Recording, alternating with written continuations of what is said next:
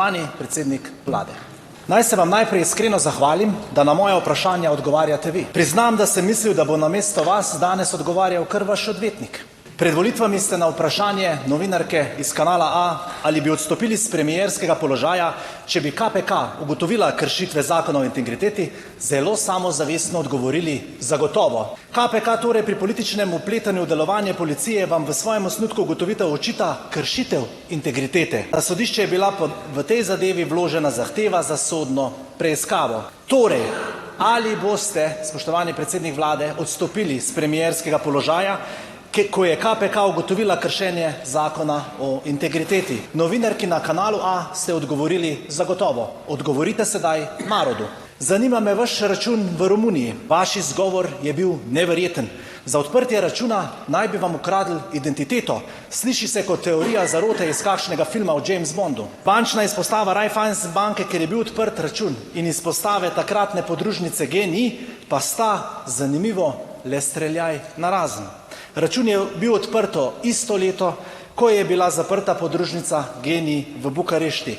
Zgolj naključje, spoštovani predsednik vlade? Pred volitvami ste obljubljali, da boste banko tožili do vseh instanc. Danes je skoraj konec mandata, pa volivci še vedno ne vedo, kaj je s tem vašim skritim računom. Ali ste banko tožili do vseh instanc, kot ste tudi napovedali, in kdo vam je ukradel identiteto, ter ali torej vaša teorija zarote tudi drži? Boste končno odgovorili na moja vprašanja ali se moram obrniti na odvetnika Zdolška? Mimogrede sprašujem za prijatelja, kdo plačuje odvetnika Zdolška? Najbrž je zgolj naključje, da se mu je promet z nekaterimi državnimi podjetji v času te vlade podvojil. Kako komentirate, da vaš odvetnik daje izjave samo določenim novinarjem, ostale pa meče iz sobe?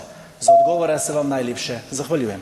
Vseeno moram povedati, da vaš ciničen ton ne sodi zdajle v tole dvorano. Ko sem tu prisegel, sem prisegel, da bom delal kot predsednik vlade v korist državljank in državljanov, in to tudi počnem vsak dan. Meni je žal, da se v parlamentu največkrat strani nekaterih poslancev postavljajo vprašanja, ki s tem delom nimajo nobene zveze. Bom odgovoril zaradi tega, ker se te laži sploh o računu v Romuniji ponavljajo in ponavljajo. Račun sem odkril sam, čisto slučajno, preden sem vstopil v predvolilno tekmo. Ko sem ga odkril, so moji odvetniki kontaktirali banko.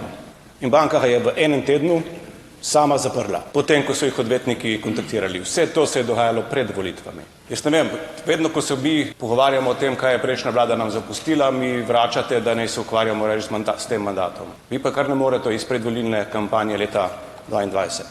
Ta račun je od 3. januarja 2022 zaprt in banka mi je izdala potrdilo, jaz ga imam tukaj in sem ga kazal že v predvolilni kampanji, da na tem računu ni bilo nobene transakcije nikoli. Sodni mlini so pa približno enako hitri kot v kakšni drugi državi.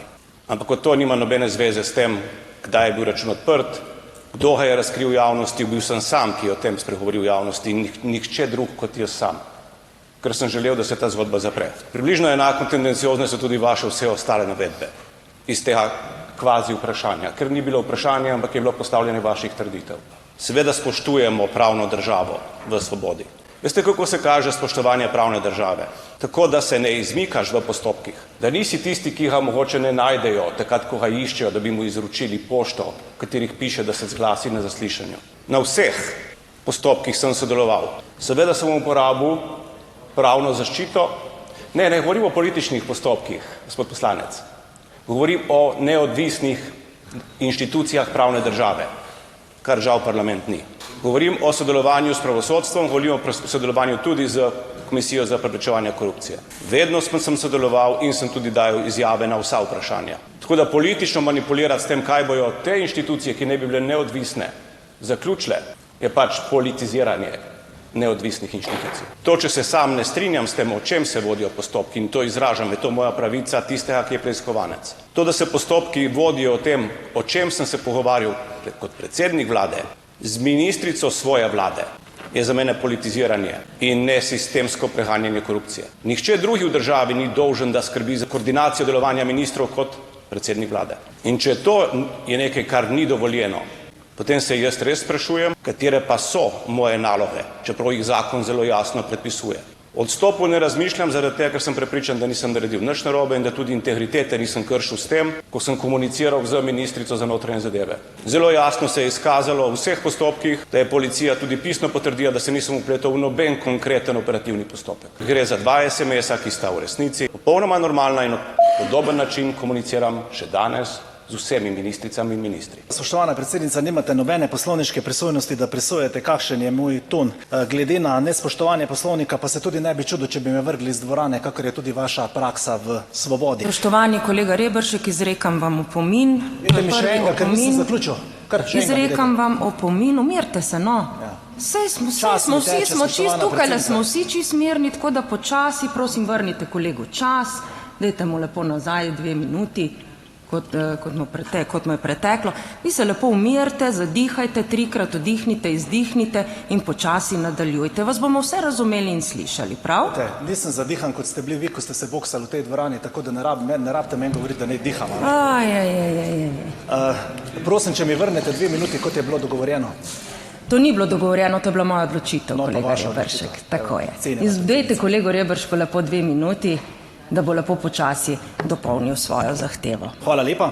Zagotovila, da boste držali svojo obljubo in svojo besedo, kot ste rekli, da boste vstopili s premierskega položaja, če bo KPK ugotovila kršenje zakona o integriteti. Seveda nisem dobil. Vi ste to rekli, da boste zagotovo odstopili. Danes pa iščete vse mogoče izgovore, da ne boste izstopili. Jaz sem mnenja, da vi še sami sebi ne verjamete in zdaj prepričujete narod, da je s tem bančnim računom v Romuniji pa vse v redu. Da delate v korist državljanov vsak dan. To ste danes na tej seji tudi izjavili. Pa da vidimo. Zato vas bom zdaj nekaj vprašal glede popoplavne obnove.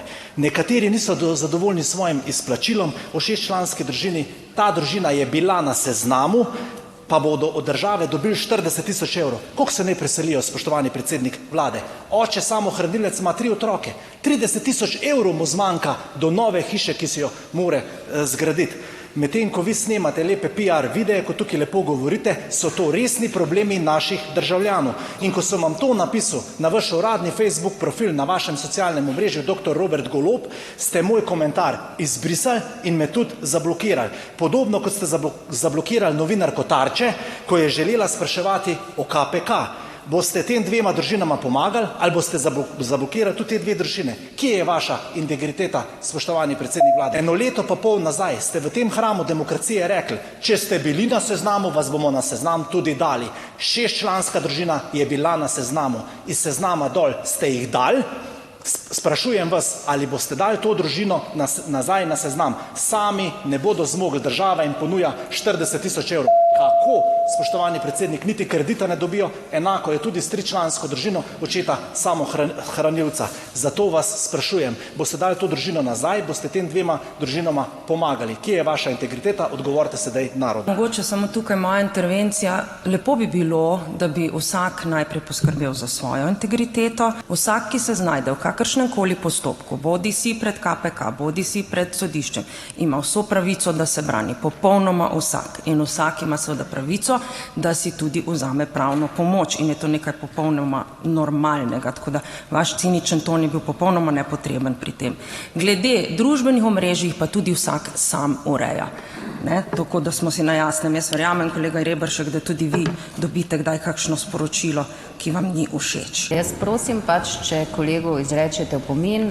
Pričel je najprej z nekimi insinuacijami, seveda, namigovanje o ne vem čem vse, pozivi k odstopom, čeprav je prav NSi stranka, ki je zvesto služila vsem vladam Janeza Janše, ki je 2-krat pravnomočno storilec kaznivih dejanj, 2-krat dokončno spoznan za krivega torej odgovornega pred KPK-jem in tako dalje in tako naprej. Tako da vi ste zadnji kolega Reberšek, ki ste tako lepo molčali ob vseh rabotah, a ne.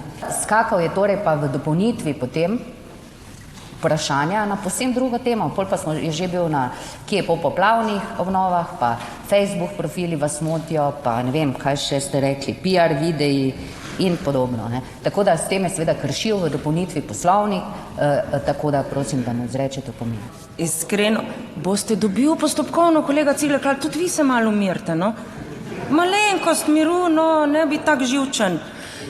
Boste dobil postopkovno. Iskreno, kolega Reberšek je skakal iz teme na temo. Jaz bom pač predsedniku vlade prepustila, da se odloči zdaj, na kaj od tega bo odgovoril. Opomin sem mu pa že podelila, pa ni pomagalo. No. Jaz z mirnostjo nimam težav, za razliko od vas. Zdaj pa, predsednica, moj postopkovni predlog je, zdaj smo na točki poslanskega vprašanja predsedniku vlade. Ali boste zagotovili vodenje tako, kot se spodobi za ta visoki zbor, ali pa prosim, če ne zmorete, prepustite eni od podpredsednik ali podpredsedniku, ker oni mislim, da bi v tem trenutku bistveno bolje zmogli to voditi.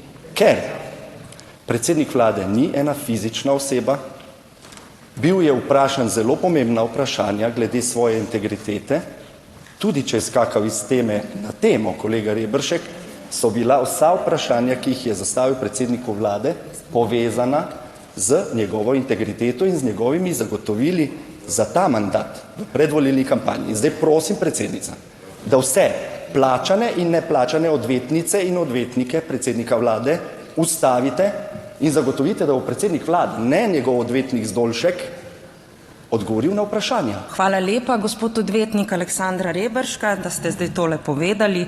Smo slišali vsi, a ne? To, kar danes poslušam, mi je res zaradi ljudi pod nivojem. Ljudje nas gledajo. In če vi mislite, da z vašim burkaškim nastopanjem pridobivate glasove, kogarkoli ne, dosegate pa to, da ljudje na volitve ne bojo več hodili. In jaz se zelo težko zadržujem, ker da držim nivo v svojih odgovorih, pa se bom kljub temu zadržal in ne bom se spuščal na vaš nivo. Račun v Romuniji je bil zaprt 3. januarja 2022. Daleč pred tem, preden smo zmagali na volitvah, daleč pred tem, preden sem postal predsednik vlade, o tem sem sam obvestil, tako o tem, da sem ga našel ta račun, za katerega nisem vedel, kot to, da je bil zaprt javnost, jaz. Lepo, da me veseli, da ste izpostavili točno konkretno eno novinarko, s katero očitno imate dobre kontakte in s katero dobro sodelujete. Toliko o neodvisnosti. Če kaj ta vlada dela za ljudi. In jaz sem prepričan, da se bo to na volitvah še kako pokazalo. In če kaj, bojo ljudje prepoznali tudi to, da se je ena stran ves čas mandata ukvarjala z dvemi temami. Ena stranka, kdaj bomo odstopili, pa bojo predčasne volitve, pa jih niso dočakali, druga pa z metanjem polem pod noge. Da ja ne bi naredili tisto, kar ljudje od nas pričakujejo. To, da bo konec divje privatizacije v domovih za ostarele, da bodo ljudje dobili dolgotrajno oskrbo in jo bojo dobili. In to, da bojo dobili ljudje tudi božičnice. In jaz verjamem, da vas to, da bojo ljudje dobili vse te koristi, neizmerno boli. Bolj kot karkoli drugega. In ko ima zmanjka argumentov, se začnete ukvarjati z računi zaprtimi, preden sem vstopil v politiko, na katerih ni bilo niti evra prometa. Zato, ker to je vse, kar imate. Vidim, da ima predsednik vlade več odvetnikov tukaj noter. In kdo ste vi, da boste meni govorili, kaj bom iz predsednika vlade spraševal? Lahko ga vprašam karkoli, odgovorov seveda nisem dobil glede popoplavne sanacije 6-članske družine otroka, očeta z 3 otroci, samohranilca, odgovora seveda ni. Bili ste na seznamu, ne date jih nazaj na seznam. Seveda odgovora ni. Ni odgovorov na nobeno moje vprašanje, imamo resne sume kršitve integritete. Vi v Državnem zboru se pa predsednica ukvarjate s tem, kakšne barve je moj ton. Mislim, da imamo dosti drugih problemov, skriti račun, kršenje integritete, s katerim bi se mogli resno ukvarjati in še z mnogimi drugimi problemi. Naj pa izrazim visoko hvaležnost vsem predstavnikom Svobode, da sem lahko danes postavil poslansko vprašanje, na katere seveda nisem dobil odgovora na Facebooku, kjer nisem imel te sreče, ker ste moja legitimna vprašanja pod vašim profilom seveda zbrisali in me seveda tudi zablokirali. Podobno kot ste zablokirali tudi novinarko Tarče, ki vam je želela postaviti poslansko vprašanje. Nisem dobil niti odgovora, kdo vašega odvetnika Zdolška plačuje. Človek se niti ne čudi, ko se spomni legendarne in pa te preroške besede iz filma Moj ata socialistični kulak. Hudič, zdaj je svoboda. V svobodi nikoli ne veš, kaj lahko in kaj ne. V diktaturi saj veš, kaj je prepovedano. V svobodi pa nikoli ne veš, kaj lahko govoriš in kaj ne smeš. Spoštovani predsednik vlade, predlagam, da se o tem opravi razprava ali še bolje, da vi odstopite čim prej, ker prej, ko boste odstopili, manj bo škode za našo državo in državljane. Ker ste vi govorili vsem, bom tudi jaz vsem mladim ponujate travo, starejšim evtanazijo. Posvojili ste opico in priznali ste Palestino. Ko je govora o otrocih z redkimi boleznimi, ste poslanci koalicije glasovali proti. Ni denarja za otroke, je pa denar za Marjana, ki je šel v tujino in si na stroške države spremenil spol in je postal Marjana. Po poplavah niste zgradili nobene hiše, se je pa predsednik vlade šel slikati pred hišo, za katero ni dal niti enega centa. Zgradili ste 5 stražarskih hišic za $500 milijona, niste zgradili nobenega stanovanja, ste pa kupili sodno stavbo. Ni denarja za upokojence, za Svetlano Makarovič ste našli 8.000 evrov. Kupili ste 13.000 računalnikov in jih tudi komi razdelili. Obremenili ste delo, ljudem jemljete iz denarnic, nabijate davke, plačujemo dolgotrajno oskrbo, storitve pa ni. Podjetje spodbujate naj odpirajo podjetje na Hrvaškem, uvedli ste štempljanje. Vzeli ste 3 plače, zdaj boste dali eno božičnico, pa ne boste jo dali vi, dali jo bodo podjetja in naši državljani. Plačilo vinjete ste zamaknili za 4 mesece. Se pravi, vinjeto bomo kupili čez 4 mesece. Pred volitvami popusti, po volitvah pridejo obresti. To je tisto vrhunsko menedžeriranje. Obljubljali ste višje plače, zdaj pa vidimo, da imate višje plače samo vi funkcionarji in pa vaši varnostniki, predsednik vlade. Prepovedali ste martinovanje, želeli ste prepovedati drva. Depolitizirali ste RTV, želite ukiniti tudi Tarčo. Vzeli ste denar Računskemu sodišču, sprivatizirali ste varnostno službo predsednika vlade. Na Darsu veselo podpisujete pogodbe, anekse, stavbo Darsa gradi brat šef volilnega štaba Svobode. Čakalne vrste so se podaljšale v zdravstvu in na cesti. Vrhunsko menedžeriranje. No, spoštovane državljanke in državljani in spoštovane poslanke in poslanci, predvsem poslanke in poslanci, hvala, da ste dokaj mirno prenašali tole. Moja intervencija pa zdaj samo v smislu poslansko vprašanje pač ni vprašanje karkoli. In kolega Reberšek, ne morete vprašati karkoli. Ste pa zdaj seveda s tem svojim nastopom vi pokazali svojo integriteto, o kateri bodo presojali volivke in volivci.